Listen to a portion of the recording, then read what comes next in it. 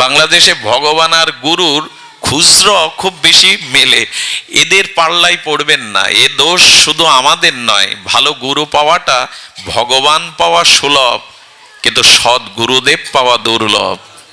এই জন্য গুরুকরণের আগে আপনাদের 10 বার না 1000 বার ভাবতে হবে কে প্রকৃত গুরু।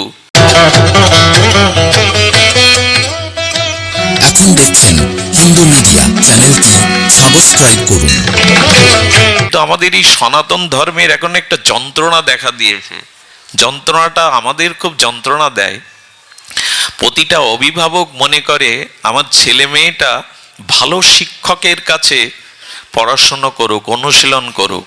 এটা সকলেই চায়, আমার ছেলেটার মধ্যে প্রতিভা আছে, তাকে প্রশিক্ষক রাখা হোক, সেটা সঙ্গীতে হোক, ক্রীড়াতে, খেলাধুলোয় হোক। সব বেলায় একজন অভিভাবক তত্ত্বজ্ঞের কাছে ছেলে মেয়েকে আমরা সঁপে দিই, অথচ মানুষ হওয়ার জন্য, ভগবানকে ভজনের জন্য যে গুরুকরণ করতে হয়, এইটাই সনাতন ধর্মের অভিভাবকদের মধ্যে আজও বোঝানো যায়নি। আরে ক্রিকেট খেলবে, ফুটবল খেলবে, জ্যামিতি শিখবে, ইংরেজিতে পারঙ্গম হবে, এজন্য প্রত্যেকেই চায় একজন অভিজ্ঞ শিক্ষক, অভিজ্ঞ প্রশিক্ষকের কাছে ছেলে মেয়েকে দিতে। অথচ ভগবানকে জানার জন্য, আধ্যাত্ম অনুশীলনের জন্য গুরুদেব প্রয়োজন। এই প্রয়োজনটা আমাদের, আরে ধর্মকর্ম পরে, ধর্মকর্ম হলো 8ম সাবজেক্ট। বৃদ্ধ হবি, বাড়ি বসে অবসরে যাবি, তখন হরি হরি করবি। এই হলো এই জাতির দুর্দশা। এরা সব বেলায় গুরু খোঁজে, অথচ জীবন গঠনের জন্য, ভগবত অনুশীলনের জন্য এরা গুরুকরণকে এখনো স্বীকৃতি দেয়নি। আর এ দোষ শুধু অভিভাবকদের নাই, আমাদের বাংলাদেশে দুটো সমস্যা দেখা দিয়েছে, এক ভগবান আর গুরুদেব। একটু রোগ সারতে পারলে, একটু বিভূতি দেখাতে পারলেই পদ্ম ফুলের উপরে ছাপিয়ে বানিয়ে কয় আমি ভগবান। আমাকে একজন বৃন্দাবনের মহাত্মা বলেছিল, তোমাদের বাংলাদেশে খুচরো ভগবান আর খুচরো গুরুদেবের খুব প্রকট এখন। যে সে ভগবান সেজে বসে, একটু এই ব্যাসাসনে বসে কথা বলতে পারলেই সে গুরু সেজে বসে, হাজার হাজার শিষ্য করে বসে। বাংলাদেশে ভগবান আর গুরুর খুচরো খুব বেশি মেলে, এদের পাল্লাই পড়বেন না। এ দোষ শুধু আমাদের নয়, ভালো গুরু পাওয়াটা ভগবান পাওয়া সুলভ, কিন্তু সৎ গুরুদেব পাওয়া দুর্লভ। ভগবান পাওয়া সুলভ। নরেন দত্ত বিবেকানন্দ হয় ঠাকুর রামকৃষ্ণের জন্য, এরকম রামকৃষ্ণ পাওয়া খুব মুশকিল। এই জন্য গুরুকরণের আগে আপনাদের 10 বার না 1000 বার ভাবতে হবে কে প্রকৃত গুরু, কে আমার আধ্যাত্মিক চেতনাকে জাগাতে পারে। তস্মাৎ গুরু প্রবদ্ধতে জিজ্ঞাসু শ্রেয় উত্তমম শব্দে পরে না নিষ্ণাত ব্রহ্ম পুনঃপশ্রয়ম। গুরুদেবের লক্ষণে বলছেন তস্মাৎ গুরু প্রবদ্ধতে, যিনি শ্রেয় হবেন চরিত্রে, মাধুর্যে, যিনি সর্বোত্তম হবেন, যিনি শিষ্যের সমস্ত মনের সংশয় দূর করার মতো সমস্ত বৈদিক জ্ঞান যার মধ্যে আছে, শিষ্যের প্রতিটি জিজ্ঞাসার শাস্ত্রোক্ত উত্তর নিরাকরণ যিনি করবার শাস্ত্র জ্ঞান রাখেন, যার বিষয় বাসনা নাই, যিনি এই জগতের লোভ পূজা প্রতিষ্ঠাকে শূকরের বিষ্ঠারূপে ছুঁড়ে ফেলতে পেরেছেন, এই সচ্চরিত্রবান, নির্মল, শাস্ত্রজ্ঞ, সমস্ত শাস্ত্রের পারঙ্গম, ইনি হলেন সদ্গুরুদেব। এই জন্য একজনের প্রভাব আছে বলে 10,000 শিষ্য বলে আপনিও তার কাছে মন্ত্র নিয়ে নিলেন, এরকম না। সদ্গুরুদেব নির্ণয় করতে হয়। আমি 1000 না 1,000,000বার এই কথাটি বলেছি, বিবাহ আর দীক্ষা যার ভুল, তার জীবন ছিন্ন ভিন্ন। বিবাহ এবং দীক্ষা যার ভুল হয়ে যায়, তার জীবন ছিন্ন ভিন্ন। মাথায় সর্প আঘাত করলে বাঁধন দেবেন কোথায়? ওজাগিরি করবেন কোথায়? এই জন্য সদ্গুরুদেবের চরণাশ্রয় করলেই আমাদের এই চেতনা জাগবে। এদিকে ধ্যান দিবেন। ছোট ছোট বাচ্চাদেরকে একটু হরিনাম দিয়ে নিন সৎপুরুষের কাছ থেকে। আমি ব্যাসপীঠে আমার পিতা ঠাকুর পরম বৈষ্ণব ছিলেন, উনি আমার কাছ থেকে দুটো প্রতিজ্ঞা করিয়ে নিয়েছিলেন যে জীবনে কখনো গুরু পাঠে বসবি না, কাউকে দীক্ষা দিবি না আজীবন। এটা তিনি আমার কাছ থেকে প্রতিজ্ঞা করিয়ে নিয়েছিলেন। গুরু ভগবানের পূর্ণ শক্তির বিকাশ, যে সে গুরু হতে পারে না। প্রণামে আমি নিত্য বলবো গুরু ব্রহ্মা, গুরু বিষ্ণু, গুরুদেব মহেশ্বর, অথচ গুরুদেবের আচরণে আমার শ্রদ্ধা আসছে না। গুরুদেব বারবার পয়সা চায়, আশ্রম করার জন্য টাকা চায়। তো আপনি একদিক দিয়ে তাকে ব্রহ্মা বিষ্ণু বলবেন, আর একদিক দিয়ে মনে তার প্রতি শ্রদ্ধা আসবে না, তো ওই গুরু ধরে কি লাভ আপনার? আধ্যাত্মিক উন্নতি কোথায় আপনার? শ্রদ্ধাবান লবিত জ্ঞানাম তৎপরে সংযতেন্দ্রিয় জ্ঞানাং লব্ধা পরাং শান্তি অচিরে না অধিঘর্ষতি। শ্রদ্ধা আসবে, তারপর এই শ্রদ্ধা আসতে গেলে যথাযথ সদাচার সম্পন্ন হতে হবে, নিষ্পাপ হতে হবে, তাকে বিষয় বাসনা শূন্য হতে হবে। গুরুদেব যদি শিষ্যকে বলে হ্যাঁ ভোরবেলা 4:30 উঠে জপ ধ্যান করবি, সেই গুরুদেব যদি 6টায় ওঠে, এ উপদেশ মানবে কোন শিষ্য? মহাপ্রভু বললেন নিজে আচরণশীল না হয়ে অন্যকে শিক্ষা দিতে যেও না। বাজারে কিছুদিন চলবে, তারপরে আর চলবে না। এ যুগের মানুষ বোকা না। তুমি নিজে আচরণ না করলে উপদেশ দিতে গেলে একসময় ধরা খেয়ে যাবে, তোমার উপদেশ কেউ নেবে না। এ যুগে মানুষ উপদেশের দ্বারা প্রভাবিত হয় না, হয় চরিত্রের দ্বারা, আদর্শের দ্বারা।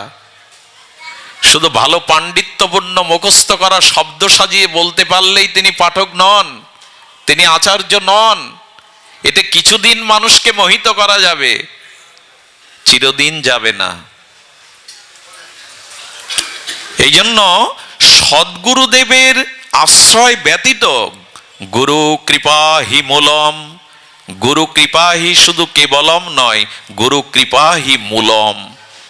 এই জন্য আমাদের মধ্যেও আনন্দ আছে, আমাদের মধ্যে জ্ঞান আছে, সৎ আছে, কিন্তু তা জাগরিত করবার জন্য প্রয়োজন সাধুগুরু বৈষ্ণব, তত্ত্বজ্ঞ, নির্মল চরিত্র, বিশুদ্ধ, অনুভববেদ্য।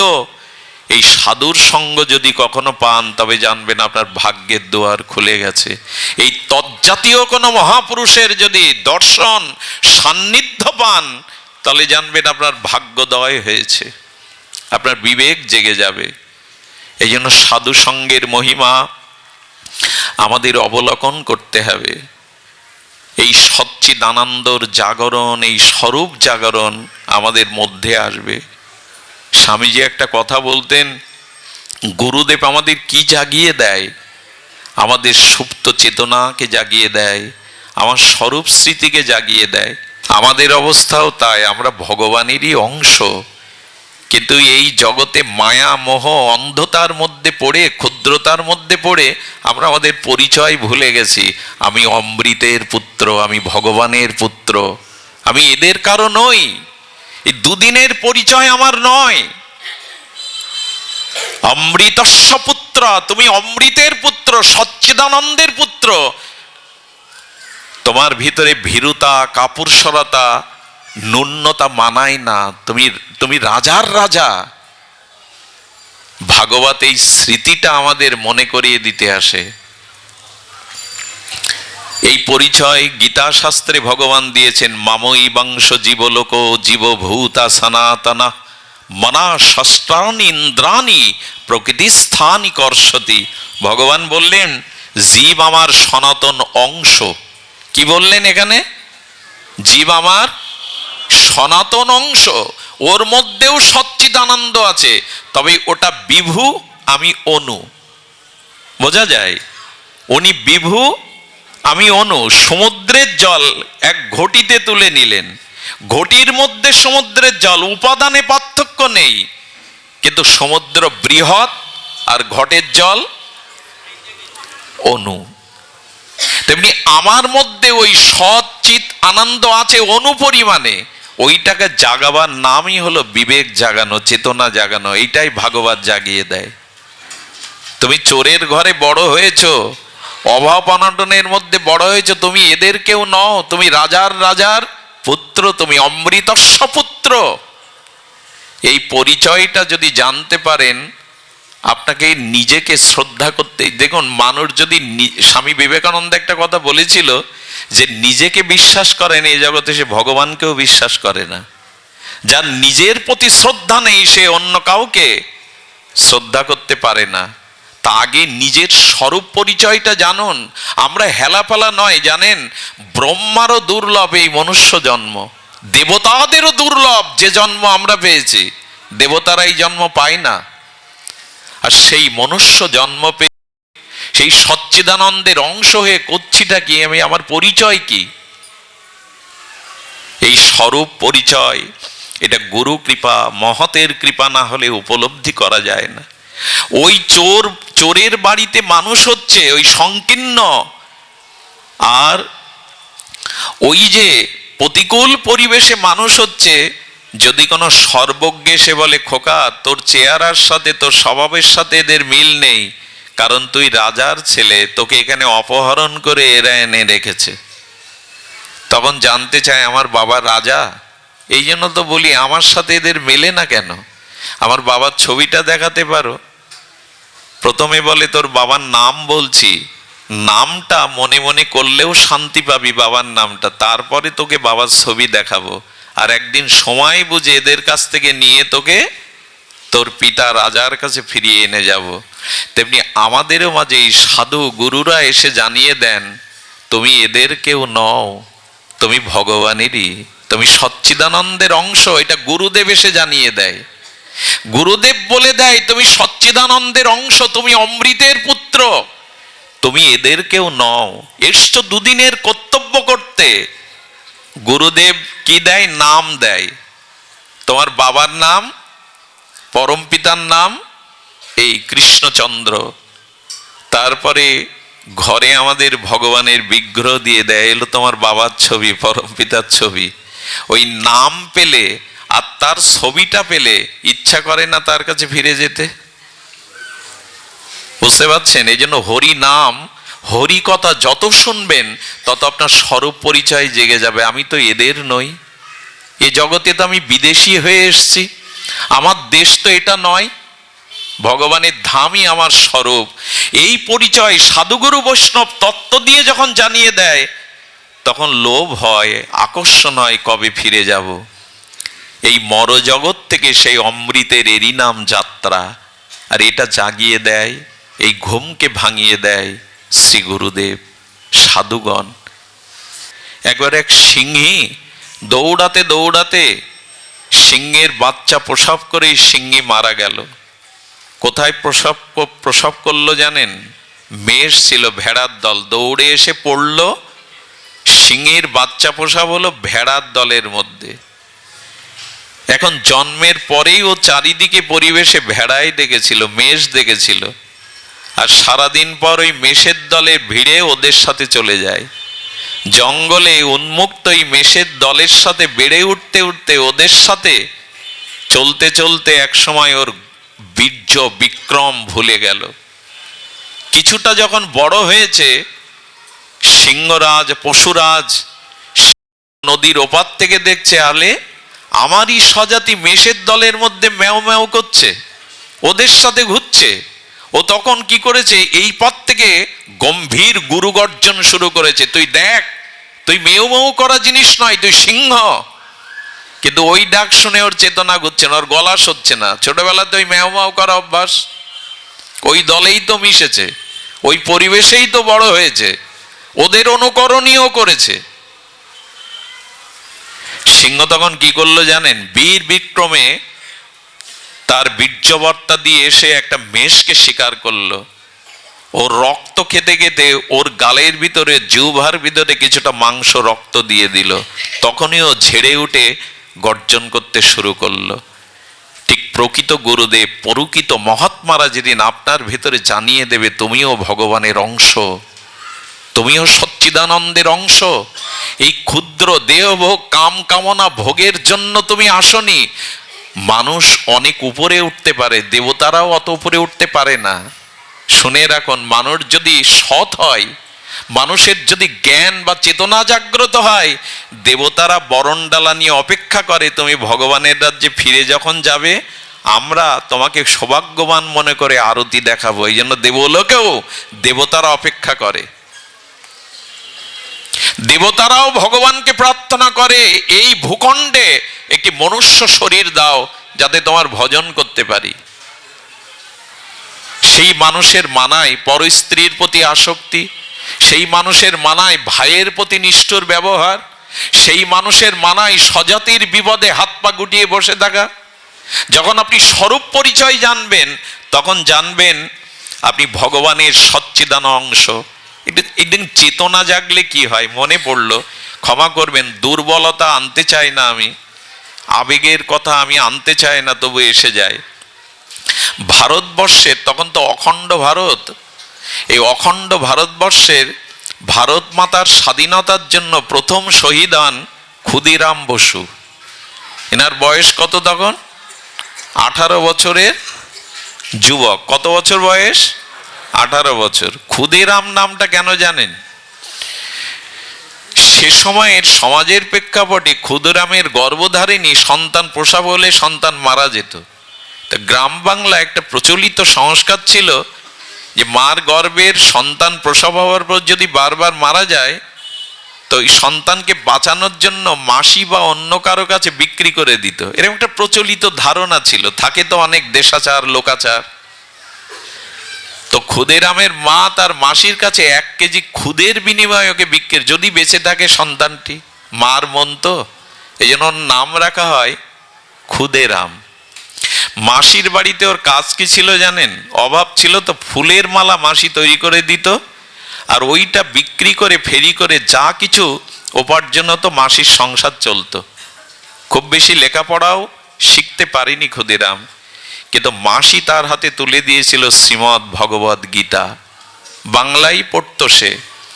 এই গীতা পড়তে পড়তে ভগবানের প্রতি তার বিশেষ আকর্ষণ চলে আসে, তার ভিতরে চেতনার জাগরণ ঘটে। চেতনা না থাকলে 18 বছরের ছেলে কখনো দেশমাতৃকার জন্য জীবন দিতে উদ্যত হয়? আজকের কিশোরদের কি দশা দেখছেন, আমার ঘরের ছেলেদের কি দশা। ড্রাগে আসক্ত তারা, কিশোর গ্যাংয়ের অত্যাচারে দেশের ভূত ভবিষ্যৎ অন্ধকার দেখছি আমরা। এমন কাজ নেই যে তারা করছে না, ড্রাগে আসক্ত, পথহারা তারা। আজকের যুবক, এখানে একজনও যুবক নেই যারা সমাজটাকে জাগাবে, আমাদের চেতনাটাকে ধারণ করবে, এখানে একজনও যুবক নাই, যুবতী নাই। আমাদের কীর্তন, আমাদের নামযজ্ঞের আসরে কারা থাকে সামনে? কিছু মনে করবেন না, বয়োবৃদ্ধ এবং বৃদ্ধাগণ। তাদের দিয়ে সমাজ এখন কিছু পাবে না। যাদের এখানে, আচ্ছা বাসি ফুলে কেউ বাসর সাজায়? একটু কথা বলুন, বাসি ফুলে বাসর সাজায়? বিকালের ঝরে যাওয়া ফুল কেউ দেবতার চরণে দেয়? কিন্তু সমাজের যুবকরাই, যারা এই জাতি সমাজকে গড়বে, তারা এখানে আসে না। আমার খুব দুঃখ হয়, জামাইবাবু এসছে বাড়ি, মা কি করে জানেন? জামাইবাবুর সাথে তার মেয়ের সাথে ছোট মেয়েকেও সাজিয়ে গুজিয়ে ফাংশন দেখতে পাঠায়, মেলা দেখতে পাঠায় জামাইবাবুর সাথে। অথচ গানের ফাংশনে মেলায় গেলেও ভাগবতে হাত ধরে পিতামাতা সন্তানকে আনে না, যেখানে তার স্বরূপ চেতনাকে জাগবে। এই কথাগুলি কাদের শ্রবণের ছিল? আপনি আমাদের পার্শ্ববর্তী ইসলাম ধর্মের দিকে তাকিয়ে দেখুন, সামনের সারিতে কারা? সব যুবকরাই। সামনের সারিতে কারা? সব যুবকরাই। সেটা মিছিলে বলেন, আন্দোলনে বলেন, ধর্মের সারিতে বলেন, সব যুবকরাই। আমরা কেবল এদের জাগাতে পারিনি, এই জন্য এই জাতি একরকম ব্যর্থ, পিছিয়ে পড়া। আজকে কিশোরদের, যুবকদের আমরা নৈতিকতা, মানবিকতা, আদর্শটা পারিবারিকভাবে দিতে পারিনি। কারণ তাদের হাতে এখন রবীন্দ্রনাথ নাই, তাদের হাতে এখন গীতা ভাগবত নাই। অসংখ্য যুবক রাস্তা দিয়ে, আমি রাত 4টের আগে বাড়ি ফিরতে পারি না, 3টের আগে রাত জেগে জেগে দেখি রাস্তার পাশে, ব্রিজের পাশে, নদীর পাশে বসে বসে নেটে আটকে আছে তারা। বাংলাদেশের 30% যুবক যুবতী মানসিক রোগগ্রস্ত হয়ে গেছে। সুধীজন, আপনাদের যাদের বয়স 50, একটু 40 বছর আগে ফিরে যান। এতটা অশ্লীলতা, এতটা নারকীয় ঘটনা এতটা মাতৃজাতির লাঞ্ছন অপমান বেড়েছে। 40 বছর আগে ফিরে যান, এর একটাই কারণ তখন এই জাতীয় বিদেশি সংস্কৃতি, বিদেশি প্রভাব, অশ্লীলতাগুলো নেটের মাধ্যমে তখন জীবন যাপনে আপনারা পাননি। এই জন্য আপনাদের ভিতরে সেই 40 বছর আগের একটা বিশুদ্ধতা ছিল, কিছুটা হলেও একটা বিশুদ্ধতা ছিল। এখন এত অশ্লীলতা, এত এত নারকীয় ঘটনার জন্ম দিচ্ছে, মানুষ যা দেখে তাই শেখে। তার মানে মোবাইল বন্ধ করে দেবেন, নেট বন্ধ করে দেবেন, এটা সমস্যা না। আকাশ থেকে বৃষ্টি ঝরলে বৃষ্টি বন্ধ করতে পারবেন? উপায় কি জানেন? ছাতা ধরার। বৃষ্টি বন্ধ করার প্রয়োজন নাই তো ওটা পারবেন না, ধরতে হবে ছত্র, ছাতা। তেমনি সন্তানদেরকে সৎ দীক্ষার দ্বারা, শাস্ত্র জ্ঞানের দ্বারা সুসংস্কার দিন, যাতে বৃষ্টির মধ্যেও ছাতা ধরে তারা নিরাপদ থাকতে পারে। এই সংস্কারটাই দরকার। সেই সংস্কার কোথায় এখন? সংস্কারটা কোথায় আমাদের? সব তো ওই হই হুল্লোড় এই করেই চলছে। ধর্ম, যাগ, যজ্ঞ, অনুষ্ঠান, হই হুল্লোড় ছাড়া কি আছে? লাইট, প্যান্ডেল, হই হুল্লোড়, এই হলো একটা 4-5 দিনের একটা উৎসব হলো। চেতনার জাগরণ কোথায়? ভাগবতটা সাধারণ কোনো জিনিস নয়, এটি গল্প গাথার ঠাকুরমত ঝুলি নয়। ভাগবতের প্রতিটি অধ্যায় মানবিক চেতনা, মনুষ্যত্ববোধকে জাগাতে এসছে, স্বরূপ স্মৃতিকে। সুধীজন, এই জন্য সংস্কার দিন। ক্ষুদিরাম গীতা পড়তেন, আর এই জন্য দেশমাতৃকার শৃঙ্খল মুক্তের জন্য তার হৃদয়ে চেতনা জাগলো। ক্ষুদিরাম কি করতো জানেন? ক্ষুদিরাম এই চেতনায় হয়ে আপনারা জানেন তিনি বোমা মেরেছিলেন। মাস্টারদা বা তখনকার বিপ্লবীদের শরণাপন্ন হয়ে তিনি দেশমাতৃকার জন্য বোমা মেরে ইংল্যান্ডের 2 জনকে, সম্ভবত 2 জন নারীকে সম্ভবত হবে, কিন্তু দেশবন্ধু চিত্তরঞ্জন তখন কলকাতার হাইকোর্টের পতিচযশা উকিল, উনি বলেছিলেন একবারের জন্য মিথ্যা বলো ক্ষুদিরাম, যে বোমাটা আমি মারিনি, তোমার বয়স 18 বছর, আমি আইনের দিয়ে তোমাকে মুক্ত দিতে পারি, মৃত্যুদণ্ড তোমার হবে না। হাসি মুখে বলেছিলেন, স্যার গীতা আমাকে মিথ্যা বলতে শেখায়নি। এটা আমার জন্য গর্বের, দেশমাতৃকার জন্য। দেখুন, একটা 18 বছরের যুবকের চেতনা দেখুন, এটা আমার কাছে গর্বের। মিথ্যা বলেননি তিনি। ফাঁসির রায় কার্যকর হওয়ার 1 সপ্তাহ আগে জেলের মধ্যে বন্দি দশায় ক্ষুদিরামের কাছে জানতে গেলেন, তোমার কোনো শেষ ইচ্ছা আছে কিনা? এটা মনে হয় নিয়মে আছে, আইনে আছে, ফাঁসির আসামির একটা শেষ ইচ্ছা পূরণের জন্য। ক্ষুদিরামকে দেখে বললেন, ফাঁসির আসামিদের মুখে তো এত উজ্জ্বলতা থাকে না, তোমার শরীর তো ভাঙেনি ক্ষুদিরাম। আচ্ছা, তোমার মৃত্যু ভয় নেই? 1 সপ্তাহ পর ফাঁসিতে ঝোলানো হবে, তোমার আদেশ হয়ে গেছে, রায় হয়ে গেছে। জেলার, আমার গীতা আমাকে শিখিয়েছে আমার মৃত্যু নেই। এই শরীরটা জামা কাপড়ের মতো বহুবার পরিবর্তন করা যায়, আমার আত্মার মৃত্যু নেই। নৈনং সিদ্ধান্তি নৈনং দহতি পাবক ন ক্লেদন্তি শোষুত মারত। আমি অজর অমর, মৃত্যুঞ্জয়ী আমি, আমার আত্মাকে কেউ মারতে পারে না। গীতায় আমাকে এই শিখিয়েছে। জেলার অবাক হয়ে শুনছে এই 18 বছরের বালকের গীতার জ্ঞান। তোমার শেষ ইচ্ছা? বললেন, শেষ ইচ্ছা একটা আছে, কিন্তু আপনার আইন সেই ইচ্ছা পূর্ণ করতে দেবে না আমায়। বলে, বলো না কি ইচ্ছা? কি ইচ্ছা জানো? শুনলে অবাক হতে হয়।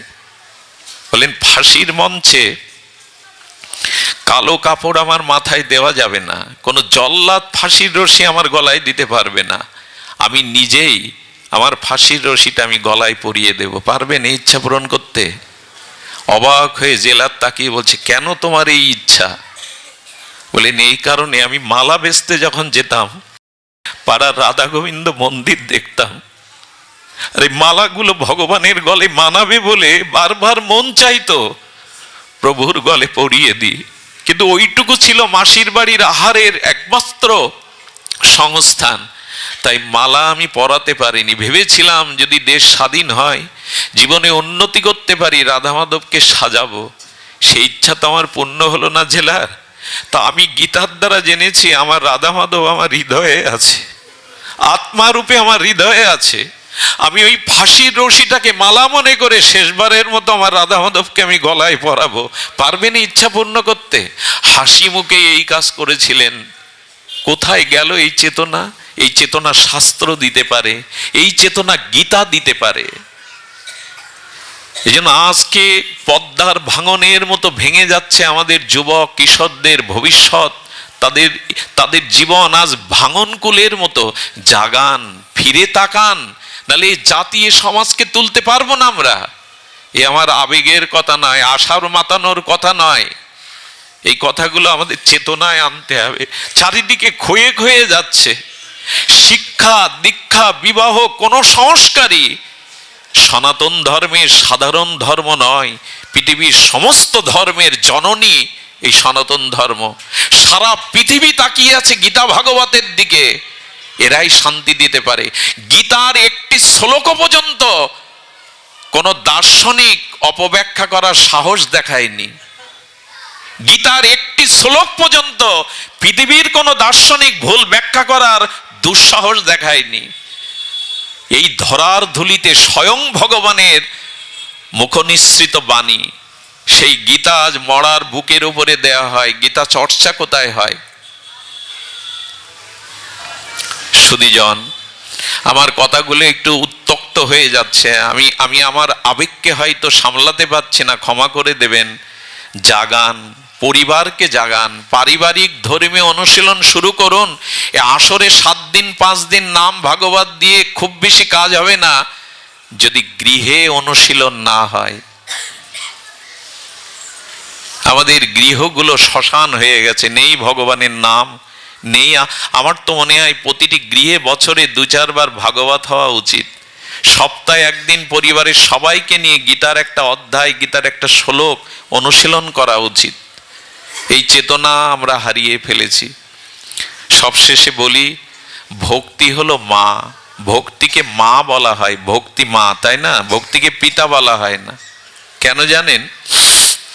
ভক্তিকে মা বলা হয় কেন জানেন? ভক্তি বড় নির্মল, ভক্তি বড় কোমল, ভক্তি বড় সুখময় আস্বাদ্য তত্ত্ব।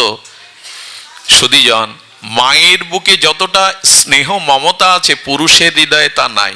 কিছু মনে করবেন না, পুরুষ একটু কঠোরই হয়, পুরুষের ভিতরে একটু কঠোরতা বেশি থাকে। তার কারণ পিতার বুকেও রক্ত থাকে, কিন্তু সন্তানের জন্য ওই রক্ত তো দুধ হয় না, মায়ের বুকে হয় কেন? একই তো তত্ত্ব, রক্ত তো একই। হ্যাঁ, রক্তের গ্রুপ আলাদা থাকতে পারে। এ রক্ত মাংসের শরীরে পিতার বুকে তো 1 ফোঁটা দুধ রচনা করতে পারবেন না। মায়ের বুক চিরে সন্তানের জন্য দুধ আসে কেন? বলে সন্তানের প্রতি মায়ের যতটা মমতা, কারণ গর্ভে ধারণ করে তো মা, প্রতিপালন করে তো মা। এই জন্য ওই মমতাটা, স্নেহটা বিগলিত হয়ে রক্ত থেকে দুধ আসে, এটা পুরুষের আসে না। এই জন্য ভক্তিকে জননী বলা হয়, ভক্তিকে মা বলা হয়। এই জন্য ভগবানের এই যে নাম, ভগবানের এই যে লীলা, ভগবানের এই যে গুণমহিমা, এটি শ্রবণ করতে করতেই ভগবানের প্রতি প্রগাঢ় একটা মমতা জন্মায়। ভক্তি আর কিছু নয়, ভক্তি পাহাড় প্রমাণ কোনো কিছু নয়। ভক্তি মানে ভগবানের প্রতি অনন্য মমতা, ভালোবাসা। ভক্তি মানে অনন্য মমতা, বিষ্ণু মমতা, প্রেম সঙ্গতা। দেবসেবা নারদ বলেছেন ভগবানের প্রতি গাঢ় মমতাকেই বলে ভক্তি। অন্য বস্তুতে মমতার অভাব, ভগবানের প্রতি গাঢ় মমতা, একে বলে ভক্তি। এই জন্য ভক্তি জননী। কেন জানেন? বাবা যদি কাচানো কোট টাই প্যান্ট পরে, কাচানো ধুতি পরে অফিসে বা ব্যবসা ক্ষেত্রে যায়, ছেলের গায়ে ধুলাবালি মাখা, লালা মেখে আছে, ছেলের গায়ে লালা ধুলাবালি মাখা, বাবা কোলে নাও, নেয় তো? আরে আরে আমার কাছে এখন আসিস না, যা মার কাছে যা। দেখিয়ে দেয় কার কাছে? মার কাছে যা। বাবা সবসময় ওভাবে কোলে নেয় না। মার কাছে যাওয়ার সাথে সাথে মাও কি বাবার মতো একই কথা বলে, যা চলে যা, কোলে নেব না? স্নেহময়ী মা, স্নেহবৎসলা মা সন্তানকে কোলে করে আঁচল দিয়েই তার ধুলাবালি লালাগুলো মুছে নিয়ে বুকে জড়িয়ে ধরে। এই জন্য ভগবানের প্রতি যদি ভালোবাসা হয়, মমতা হয়, ভক্তিও আমাদের কোলে তুলে নিয়ে আমাদের পাপ আবর্জনা ধুলাবালি মুছিয়ে দেবে। ভক্তি মুছিয়ে দেয়। ভক্তি হলো মা। ভগবানের প্রতি যে প্রগাঢ় নিঃস্বার্থ ভালোবাসা, এই ভালোবাসা মমতা তো সংসারে রূপ যৌবনে, ভগবানের প্রতি মমতা কই? এক শিক্ষিকাকে আমি চিনি, চৈত্র বৈশাখ মাসে তার ঠাকুরকে 8-10 বার জল দিয়ে আসে। আমি একদিন বলছি, মা তুমি 8-10 বার ঠাকুরকে জল দাও কেন? বলে, চৈত্র বৈশাখ মাসে যখন আমার জল পিপাসা লাগে, আমার মনে হয় আমার গোপালেরও পিপাসা লাগছে। এরে বলে মমতা। ওরও তো পিপাসা লাগে, ওটাকে কাঠ পাথর মনে করে না। আচ্ছা, এই লোহার শিকটাকে যদি আপনি আগুনের ভিতরে ফেলে রাখেন, 1 ঘন্টা পর আগুন তদাত্ত হলে এটা কি আর শান্ত থাকবে, শীতল থাকবে? এটাই তখন আগুনের ক্রিয়া করবে। তার মানে ওর মধ্যে আগুন প্রবেশ করেছে। তেমনি আপনার হৃদয়ে ভগবানের প্রতি যখন মমতা, সেবা ভাবনা আসবে, তখন আপনার স্বরূপ বদলে যাবে। তখন আর নিজের সুখের দৃষ্টি যাবে না, ভগবানকে আনন্দ দেওয়ার জন্য, সুখ দেওয়ার জন্য দৃষ্টি যাবে। এরই নাম ভক্তি, এরই নাম আরাধনা। তাকে কি করে আনন্দ দিতে পারবো, তাকে কি করে সুখ দিতে পারবো, এরই নাম ভক্তি। এই মমতাটা আসা দরকার। মমতা আসবে কখন? যখন তার মহিমা, তার অসমধ্য মাধুর্য গুণাবলী আপনি শ্রবণ করবেন, ধীরে ধীরে তখন আপনার চিত্তে ভগবানের প্রতি মহিমা, অনুরাগ এগুলি বৃদ্ধি পাবে। এই জন্য ভক্তি মায়ের মতো। আরেকটি কথা বলি, জ্ঞান মানে ভক্তি বর্জিত যে জ্ঞান বৈরাগ্য, এটাও বেশি দিন টিকে থাকে না। খুব ভালো করে ধ্যান দিন কথাটি। কিছু মানুষ আছে যারা ভক্তিকে পাশ কাটিয়ে জ্ঞানের এবং বৈরাগ্যের কথা খুব বেশি বলে। ভক্তির থেকে জ্ঞান বড়, বৈরাগ্য বড়। আচ্ছা বলুন তো, সন্তান জন্ম দেয় কে? মা তো। গর্ভে ধারণ করে কে? মা তো। তেমনি ভক্তি হলো জননী। ভক্তির গর্ভেই বৈরাগ্য এবং ত্যাগের জন্ম হয়, জ্ঞানের জন্ম হয়, পিতার গর্ভে না। ভক্তি যদি হয়, ভগবানের যদি অনন্য মমতা হয়, ওর থেকেই জ্ঞান এবং বৈরাগ্যের জন্ম হবে। ভক্তি আপনার জীবনে জ্ঞান বৈরাগ্য। কারণ কি জানেন? যখন ভক্তি হলো, সবার মধ্যে ভগবানকে দেখছেন, তখন কারো ক্ষতি করার চিন্তা আসবে?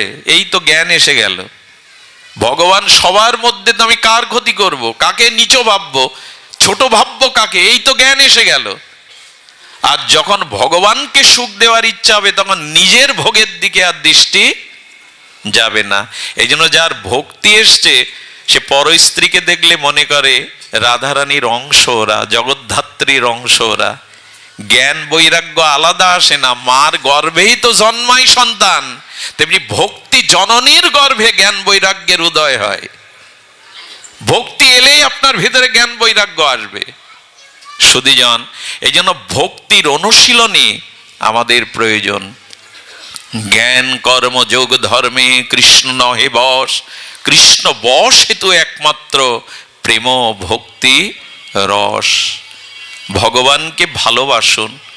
আর এই ভালোবাসা মুখে বললেই আসবে না।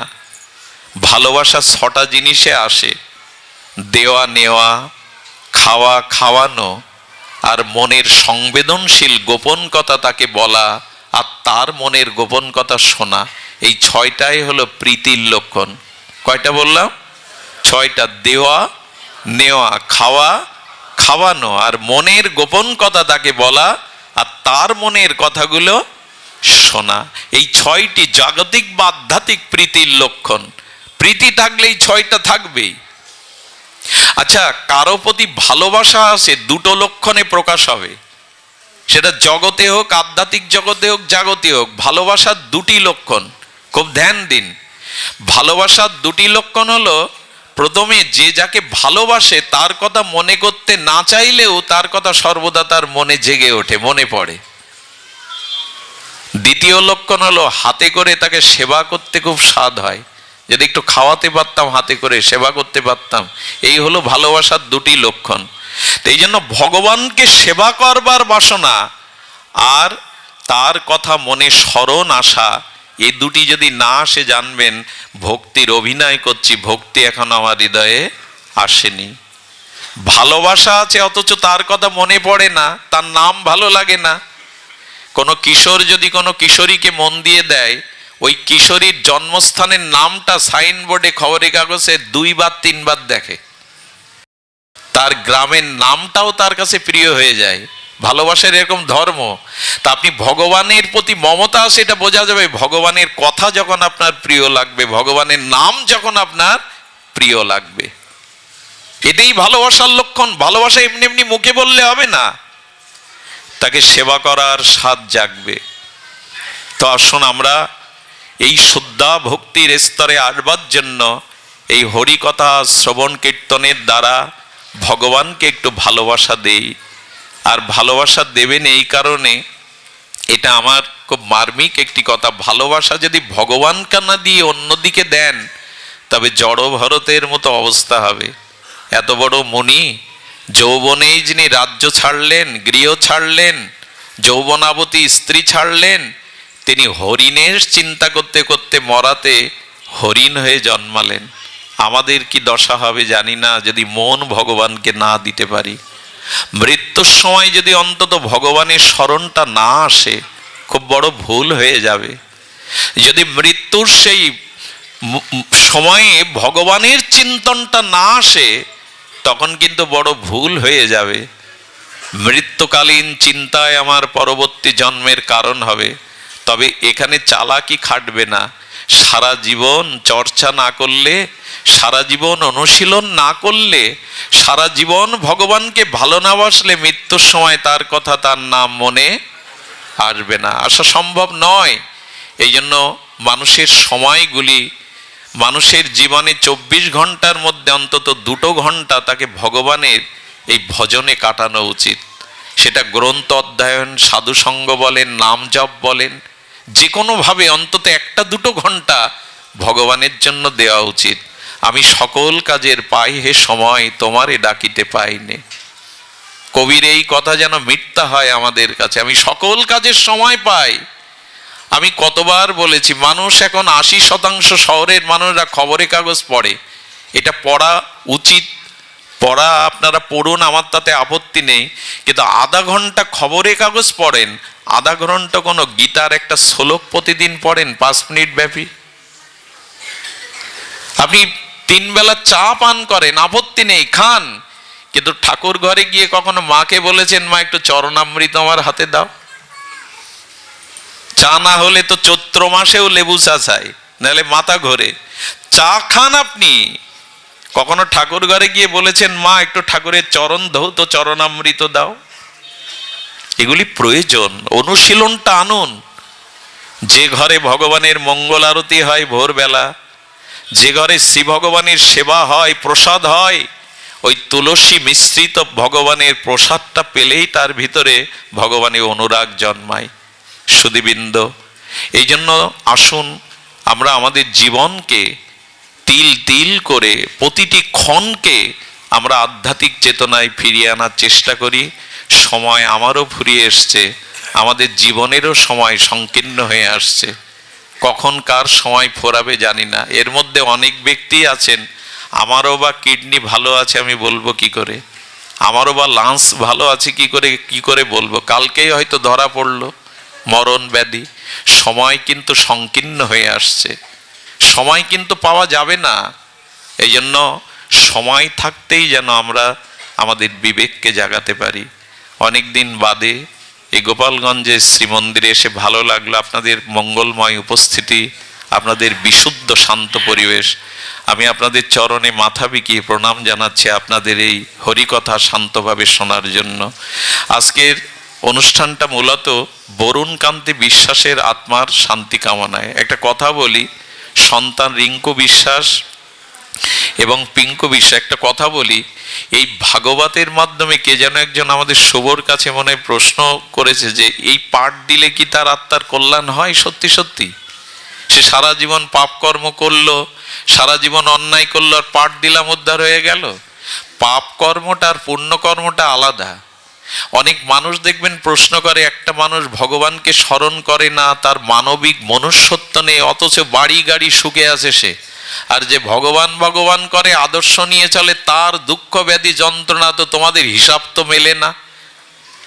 একটা জিনিস বলি, যে মানুষ অন্যায় অত্যাচার করেও ভালো আছে, এই ভালো টাকা তার অনেক জন্মের পুরনো ফাইল। সে কোনো জন্মে পুণ্য ভালো কর্ম করেছিল সেটা পাচ্ছে, আর এখন যেটা পাচ্ছে ওই ফাইলটা এখনো প্রকাশ হয়নি, পরবর্তীতে হবে। এই জন্য ভাগবত পাঠের দ্বারা কি হয় জানেন, এই শব্দ হলো নিত্য।